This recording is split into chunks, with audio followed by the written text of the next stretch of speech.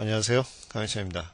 예, 객실님 자바 5장 강의 시작하도록 하겠습니다. 예, 벌써 5장은 사실은 어떻게 보면 제가 여러분한테 좀 공부를 하는 거를 좀 확인하고 싶어서 사실 넣은 챕터거든요.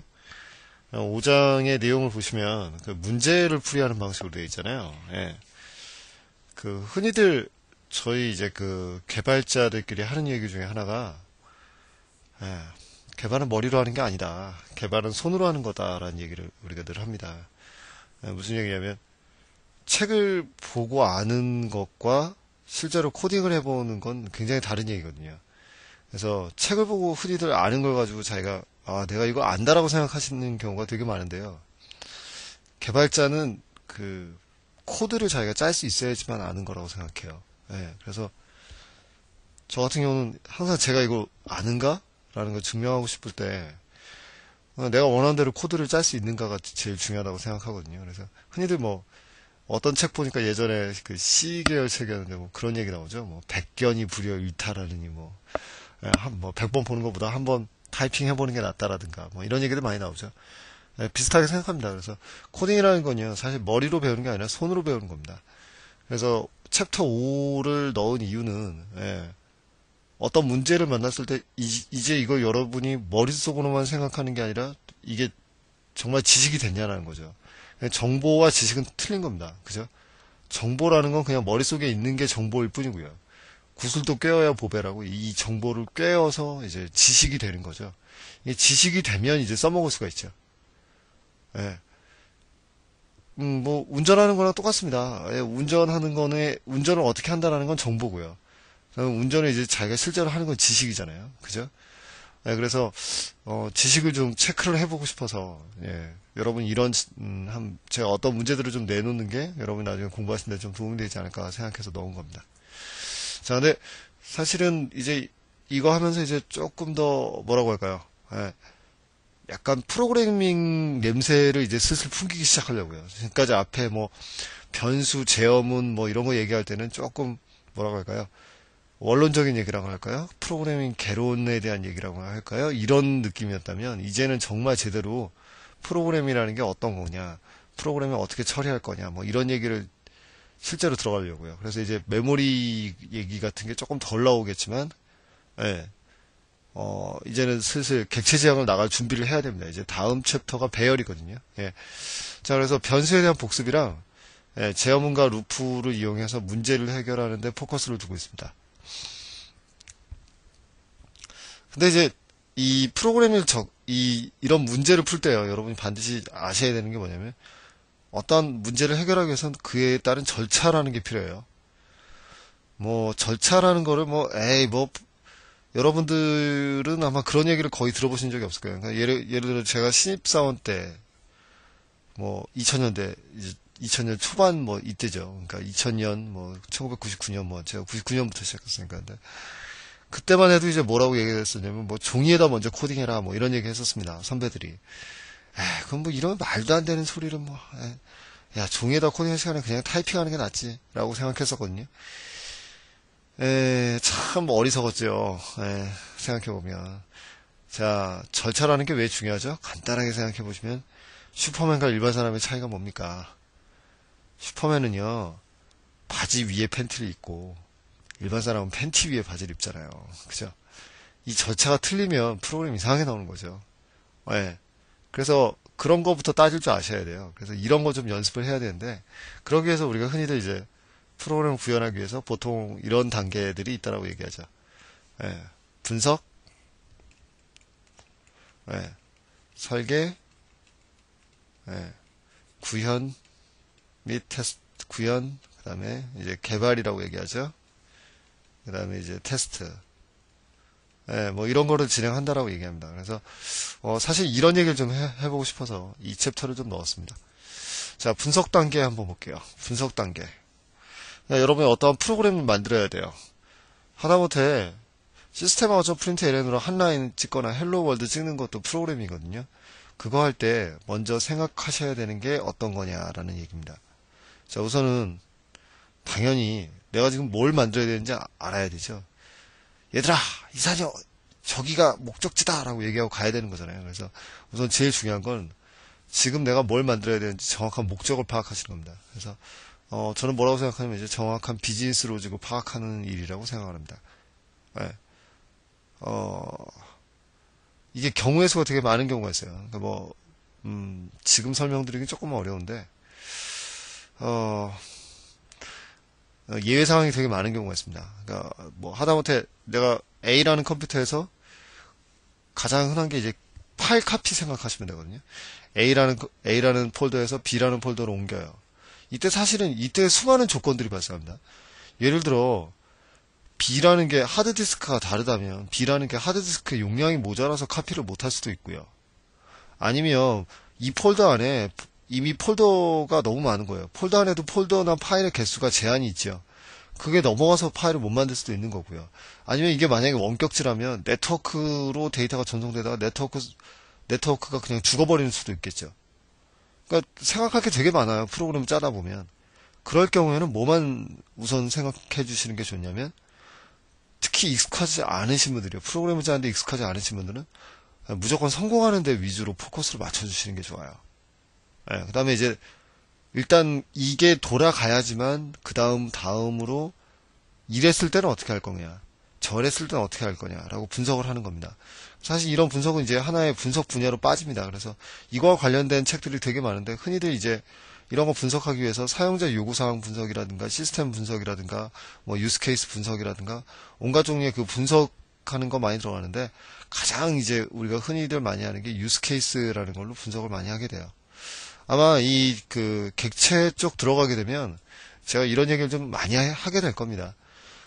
사실은 제가 지금 여러분한테 강의하고 있는 내용은 지금 이제 자바 펀디멘탈이라고 얘기하는데요. 이제 자바 기초 과정이라고 얘기하죠.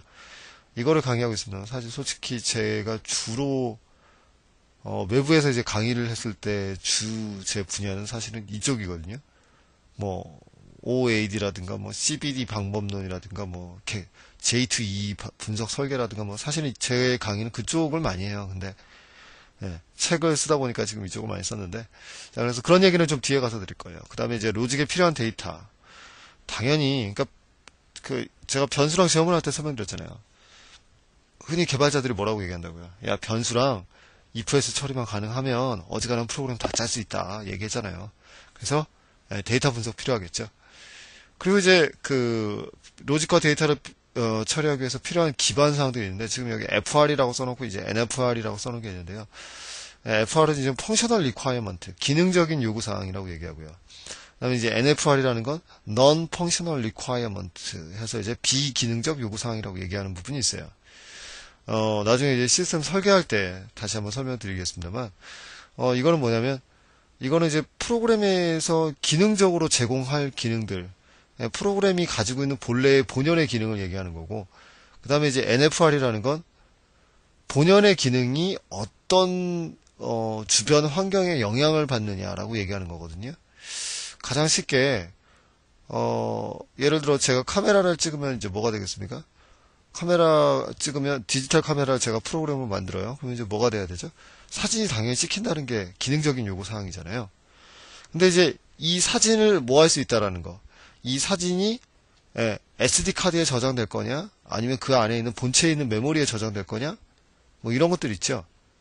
이런 거는 어떻게 보면 비기능적인 요구사항이라고 볼 수 있어요. 무슨 얘기냐면, 예를 들어 우리가 웹 시스템 같은 거 설계할 때는 사용자가 로그인을 한다라는 거, 이거는 기능적인 요구사항이거든요. 근데 이게 웹서버가 동시에 많은 사용자를 처리하기 위해서 한 10대로 구성돼야 된다, 이런 거는 비기능적인 요구사항에 들어가는 겁니다. 그래서 기능적인 요구사항은 우리가 위쪽에 비즈니스 로직과 데이터를 분석하면서 나오는 게 기능적인 요구사항이고요. 이 비즈니스 로직과 데이터를 분석하면서 나오는 게 기능적인 요구사항이고, 비기능적인 요구사항은 보통 뭐로 많이 결정이 되냐면 시스템의 구성으로 많이 결정이 돼요. 예를 들어 백업 장비가 필요하다라든가, 아니면 이거를 할 때 원격으로 호출을 해야 된다든가, 이런 쪽 들어가면서 비기능적인 요구사항이 좀 들어가게 됩니다. 이렇게 생각해 주시면 돼요. 그래서 분석 단계에서는 당연히 로직과 데이터에 대한 분석이 필요하죠. 자, 그 다음에 이제 설계 단계에 들어갑니다. 프로그램을 만들 때 이제 지금 제가 이거 설명하고 있는 건 이제 소위 말하는 폭포수 방법론인데 설계 단계라는 건 이제 프로그램이 어떤 형태로 작성되어야 하는지를 서술한다라고 되어 있죠. 예, 그다음에 이 설계를 해서 이제 프로그램을 구현을 해야 되잖아요. 이때 접근 방법을 흔히들 절차지향적인 접근이냐 객체지향적인 접근이냐라고 구분을 합니다. 제가 여러분의 앞에 강의할 때 계속 무슨 얘기 들었냐면 지금 여러분이 메인 이렇게 해가지고 컨트롤 스페이스바에서 메인 메소드라는 거 작성하고 이제 이 안에다 코드를 쫙 집어넣지 않습니까? 여기다가. 그죠? 제가 근데 여러분한테 이렇게 코딩 하시는 걸 보고 제가 뭐라고 계속했냐면 이거는 자바 아닙니다 라고 설명드린 적이 있죠. 이건 C입니다 라고 설명드린 적이 있었죠. 이 안에 보면 지금 우리가 코딩했던 것들은 전부 다 이 메인 메소드 안에다가 순서대로 쭉 나열해서 코딩하는 스타일이잖아요. 이런 걸 절차지향이라고 생각해요. 절차지향이라는 건 시간 순서를 되게 중요하게 생각해요. 가장 쉽게 비유를 해드릴게요. 이게 절차지향이라는 건 뭐냐면 이거는 소설이에요. 예. 그리고 이거는 그냥 서사죠, 서사. 예, 시간 순서대로입니다. 여러분 그 이야기와 스토리와 플롯이라는 거의 차이를 혹시 알고 계시나요? 예. 스토리라는 거는 이런 거예요. 그러니까 절차지향과 객체지향을 제가 가장 극단적으로 좀 비유를 해서 설명드리자면 스토리라는 건요. 예. 이런 스타일입니다. 왕이 죽었다. 예. 그 다음에 왕비가 죽었다. 자, 뭐죠? 그냥 시간 순서대로 이렇게 쭉 흘러내려가는 거죠. 자, 이게 스토리입니다. 반면에 플롯이라는 건 뭔지 아세요? 혹시? 플롯이라는 건 이런 방식이에요. 자, 왕이 죽었다. 왕비가 그 슬픔 때문에 죽었다. 이거는 하나의 플롯이에요. 뭐 무슨 차이가 있냐고요? 결과를 보면 똑같죠. 예. 임진왜란 때 이순신 장군이 왜적을 물리쳤다. 그죠? 이건 그냥 서사죠. 근데 임진왜란 때 이순신 장군이 뭐예요? 예. 자신의 목숨을 던져가면서까지 왜적을 물리쳤다. 예. 뭐 12척의 전함을 가지고 뭐 왜적을 뭐 100척을 물리쳤다. 이런 식으로 이제 뭐예요? 거기에 개연성이 들어가면 이게 플롯이 되는 거거든요. 무슨 얘기냐면 절차지향적 언어라는 건 뭐를 중요시하냐면 시간을 굉장히 중요하게 생각을 해요. 그래서 시간 흐름대로 프로그램을 풀어나가는 방식이 절차지향적 언어예요. 자, 그러니까 이거는 사실 누구나 할 수 있는 거예요. 이거는 그냥 스토리를 써내려가는 게 아니, 그냥 스토리만 이렇게 쭉 써내려가는 거거든요. 자, 객체지향이라는 건 조금 틀려요. 이거는 무슨 드라마나, 그러니까 이거는 이거는 역사의 비유를 하죠. 예. 이거 역사의 비유할게요. 역사 소설 뭐 이런 쪽에 비유를 하죠. 객체지향이라는 건요. 이거 뭐 어디에 잠깐만, 이건 제가 하는 비유가 아니에요. 그 수많은 객체지향 분석 책들에서 나오는 비유가 바로 이거라고요. 희곡이에요. 희곡. 희곡에 보면 이제 뭐가 나오죠? 배우들이 나오잖아요. 그래서 배우들이 서로 메시지를 주고받습니다. 객체지향적 언어라는 건 이렇게 설계를 하게 돼요. 그래서 처음에 이제 설계 분야에 들어오면 절차지향적 설계냐 객체지향적 설계냐에 따라서 완전히 틀려요.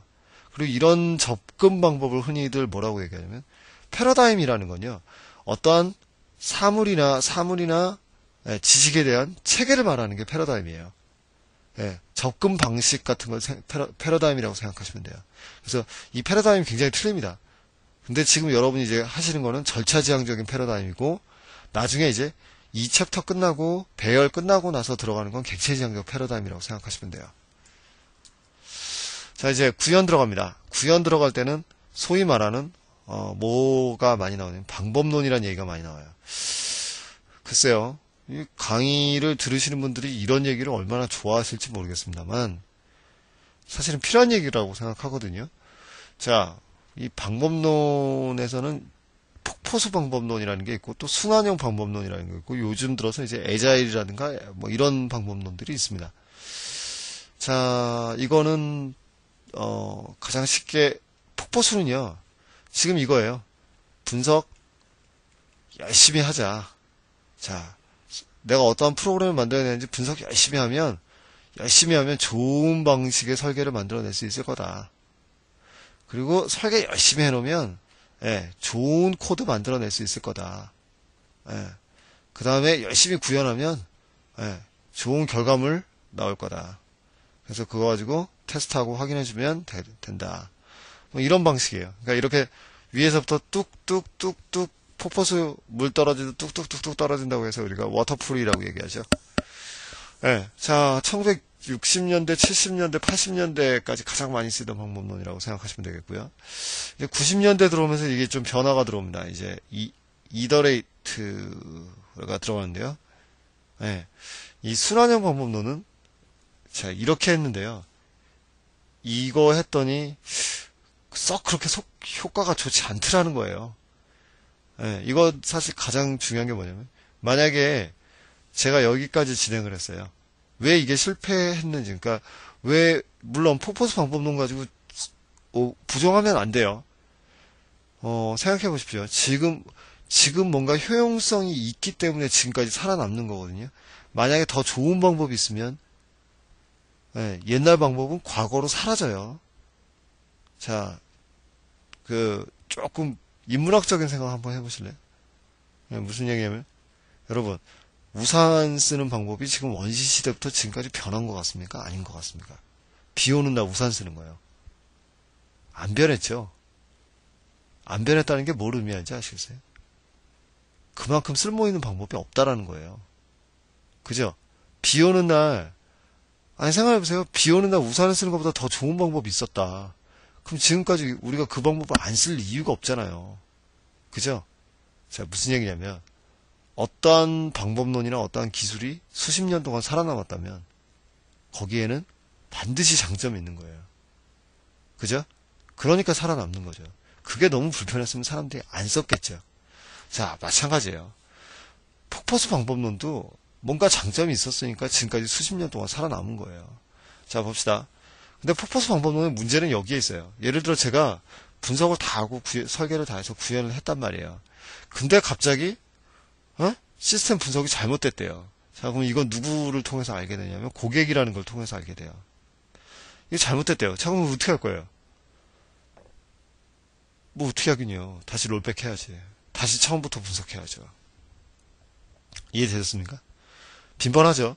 내가 A라는 회사에서 A라는 사람을 맞춰서 일을 하고 있었는데 갑자기 담당자가 B로 바뀌어요. 그러면 A라는 사람이 요구하는 거랑 B라는 사람이 요구하는 게 같을 수는 없어요. 자, 그러면 이런 것 때문에 문제가 생기는 거예요. 그래서 요거가 문제가 생기면서 이제 방법론이 이게 틀려지는 거예요. 근데 옛날에는 사실은 컴퓨터라는 게 보통 사람들이 쓰는 것도 아니었고요. 뭔가 좀 뭐라고 하죠? 소위 말해서 소수가 사용하는 거 있잖아요. 1980년대 IBM PC가 나오기 전까지 컴퓨터라는 건 상당히 고가의 장비였다고요. 그죠? 예. 애플에서 퍼스널 컴퓨터를 처음 만들었을 때, 뭐 이런 때까지만 해도 컴퓨터랑 굉장히 고급 장비였다고요. 그래서 이때는 사실은 이게 통용이 됐을 거예요. 근데 이게 웹이 되고 막 이러면서 바뀝니다. 예. 그래서 그 순환형 방법론은 짐작하시겠지만 분석하고 설계하고 구현하고 테스트하고 이게 사이클처럼 돌아가는 거예요. 그래서 순환형 방법론은요, 짧게 반복적인 주기를 갖는 개발을 하게 됩니다. 가장 대표적인 게 이제 유나이티드 프로세스라고 해서 UP라고 얘기하는 방법론이 있어요. 이제 흔히들 여러분이 서점 같은 데 가시면 아마 있는 책이 아마 RUP라는 책이 있을 겁니다. 내셔널 로즈 같은 거 해서 레셔널 로즈의 유나이티드 프로세스 방법론 해서 RUP라고 얘기 나옵니다. 이거는 이제 뭐냐면 야, 이거 했더니 이거 할 때마다 너무나 치명적이더라. 그래서 짧게 여러 번 개발하자는 거예요. 여기서부터 여기까지 짧게 개발하고 여기서부터 여기까지 짧게 개발하고 여기서부터 여기까지 짧게 개발해서 여러 번 반복하다가 한번 탁 튕겨 나갑시다. 그래서 이거를 이제 첫 번째 배포, 디플로이를 여러 번 합시다. 첫 번째 배포하고 두 번째 배포하고 세 번째 배포하고 네 번째 배포하면 언젠가는 완료되겠죠. 그래서 이 주기를 짧게 갑시다. 옛날에 그러니까 워터풀 모델은요, 분석하고 설계하는데 막 예를 들어 한 달 반, 그럼 이제 구현하는데 또 한 3주, 테스트하는데 또 한 1주, 뭐 이런 식으로 개발을 했다면 얘네들은 그냥 뭐예요? 조금씩 분석하는 대로 개발하고 완성하고, 개발하고 완성하고, 이런 방식을 썼습니다. 자, 그 다음에 이제 애자일 기법이라는 게 이제 그 2000년대 넘어와서 2000년 후반이죠. 예, 많이 얘기됩니다만 이거는 이제 이게 조금 더 발전한 형태예요. 그러니까 모든 애자일 기법들은 사실은 이 순환형 방법론을 기본으로 두고 있다라고 봐도 무방합니다. 예, 애자일 기법이라는 건 이것도 이거 할 때 이제 산출물 같은 거 많이 만들어내거든요. 예, 예를 들어 뭐 우리나라에 무슨 마름인가 뭐 이런 거 방법론들이 있습니다. 그러니까 우리나라에도 그리고 각 회사마다 방법론이 있어요. 예, 그러니까 기업체에서 이제 프로젝트를 뛰다 보면 그 회사마다 요구하는 방법론에 맞춰서 산출물을 제시해달라는 요구를 많이 받아요. 예, 뭐 삼성이라든가 뭐 LG라든가 뭐 거기 회사마다 전부 다 자기네들이 사용하고 있는 방법론이 있고, 예, 그런 식으로 교육을 하고 또 자기네들이 프로젝트를 그렇게 진행해주기 바랍니다. 그러다 보면 이제 이런 문서에 치여서 작업을 못하는 경우가 많이 있죠. 사실 이제 애자일 방법론은 이제 그런 거를 좀 짚고 넘어가요. 그래서 우리 지금 뭐 하는 거냐? 우리 문서 만드는 사람들은 아니다. 최대한 뭐 하자. 최대한 빨리 개발해 봅시다. 이 애자일이라는 게 무슨 뜻이에요? 예. 예, 이거 기밀한 기밀한이란 뜻이라고요. 빠른 개발. 어떻게 하면 좀 더 빠르게 개발할 것이냐. 조금 더 개발자들이 뭘 더 중요시하게 생각할 것이냐. 뭐 이런 얘기 하면서 나오는 얘기가 애자일 방법론입니다. 애자일 방법론에서 이제 가장 핵심을 두는 건 문서가 우선이 아니라 프로그램이 돌아가는 게 우선이다. 개발자가 노는 시간을 없애자. 애자일에서 제일 마음에 드는 건 사실은 XP 방법론 중에 주 40시간 일하자는 거예요. 우리나라 개발자들이 야근으로 되게 유명하잖아요. 애자일에서 주장하는 것 중에 하나가 이겁니다. 야근을 하면 오히려 생산성 떨어진다. 업무 시간에 그냥 집중해서 얘기하자. 뭐 이런 얘기들도 나오고요. 그 다음에 이제 뭐예요? 현업 담당자랑 문서로 주고받는 것보다 직접 대화로 풀어라. 직접 커뮤니케이션 해라. 그러니까 기법에 대한 얘기가 되게 많이 나와요. 예를 들어 뭐 미팅을 해도 스탠드업 미팅을 해라. 아침에 30분 동안 미팅을 하고 업무를 시작해라. 뭐 이런 얘기들 많이 나와요. 그래서 2000년대 이후로는 지금 이제 애자일 방법론 얘기가 많이 나오고, 뭐 이걸 좀 발전한 게 스크럼이라는 방법론이라든가 아니면 지금은 이제 도요타가 조금 밀렸습니다만 사실 작년에 그 리콜 사태 때문에 도요타가 재고를 관리하기 위해서 썼던 방법론이 린 기법이라는 게 있어요. 뭐 이런 것들 때문에 이제 엔터프라이즈 쪽에서도 애자일에 대한 운동은 슬슬 일어나고 있어요. 그래서 이런 식으로 구현할 때는 이제 방법론의 영향을 많이 받아서 구현을 저희가 하게 됩니다. 자, 그 다음에 이제 구현이 됐으면 이제 테스트를 해봐야 되죠. 테스트에서 제일 중요한 건요, 이 테스트 할 때 좀 신랄하게 말하자면, 개발자들은 흔히들 그런 얘기를 해요. 이제, 개발자들은 자신이 만든 프로그램의 버그가 뭔지 알고 있대요. 자신이 프로그램을 짜면서도, 아주 복잡한 프로그램을 짤 때는, 이거 이러면 에러 날 텐데, 이거 이러면 에러 날 텐데, 이거 알면서도 넘어간다라는 거죠. 그래서 사실은, 한국에서는 좀 덜합니다만, 일본 같은 경우가 이게 좀 철저한 케이스입니다. 제가 일본 쪽 개발 중간에 일본 쪽 프로젝트를 서포트한 적이 있었는데, 걔네들이 만들어내는 문서를 보면 양이 어마어마해요. 테스트 문서를 보면. 진짜 뭐 버튼 하나 눌렀을 때 이거 돌아가느냐까지 다 체크를 하니까. 그래서 한국의 마지막에 이제 검수하는 문서를 보면 몇 개 안 된다면, 일본 쪽의 검수 문서는 엄청 복잡하고 엄청 많습니다. 뭐 그것 때문에 진짜 한국에서는 이런 상황이었어도 시스템 오픈을 했어요. 근데 일본에서 뭐 이런 상황이면 시스템 오픈 못하는 케이스가 훨씬 많아요. 그래서 굉장히 까다로워요. 일본 쪽은 엄청 까다롭고요. 또 이제 미국 쪽은 또 굉장히 냉정하죠. 그래서 미국이나 일본 같은 경우는 이제 사실 뭘 좀 중요시하냐면 전문 테스트 인력이 있어요. 전문 테스터들이 좀 존재합니다. 한국에서는 이제 보통 뭐 할 때 전문 테스터 인력이 많냐면 게임 개발 쪽 있죠. 게임 개발 쪽에 보면 이제 전문 테스터 인력이 좀 있는 경우가 있습니다. 자, 그다음에 요즘 점점 트렌드는 뭐냐면 개발할 때 테스트를 포함해서 개발을 하는 거죠. 사실 이게 애자일의 가장 주된 그 특징 중에 하나거든요. 예, 그래서 옛날에는 이제 분석 다 하고 설계 다 하고 구현 다 하고 이제 테스트 해서 이렇게 내려가는 방식을 썼다면 애자일 방법은 순환형 방법론을 모델로 둔다라고 그랬잖아요. 그래서 예, 단계 요 단계에서 테스트하고 요 단계에서 테스트하고 요 단계에서 테스트하고 자 이제 한 사이클 돌아요.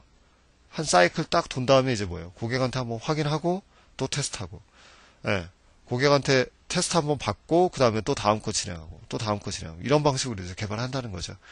그래서 항상 모든 프로그래밍을 보면 항상 이 네 가지 단계를 거치게 돼요. 분석, 설계, 구현, 테스트.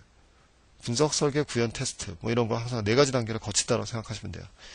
자, 그러면 여러분이 프로그램을 만들 때도 이런 거를 적용해 보시는 게 좋을 것 같다고 생각했단 말입니다. 네, 그래서 하나씩 문제를 풀어봐야 돼요.